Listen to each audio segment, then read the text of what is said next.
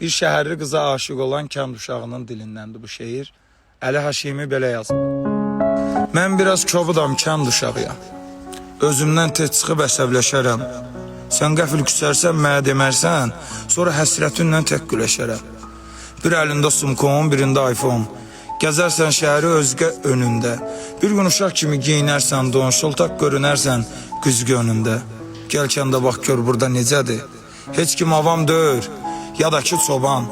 Gördün ki qaranlıq, saat gecədir, bir yat tapanmazsan, küçədə duram. Mən kənddən qalıram, kənd uşağıyam.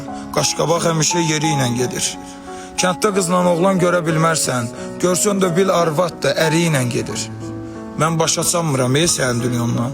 Mağara adamı deyirsən mənə. Qoşursan, düzürsən çıqqan yalandan, sonra mars vurursan, gülürsən mənə. Boşluğa dönərəm, kəndimə gəlsin, şəhərdə olandan kətdə də olur. O türkülər demişkən, kəndinə gəlsin, görərsən xoşbəxtlik kətdə də olur. Hə?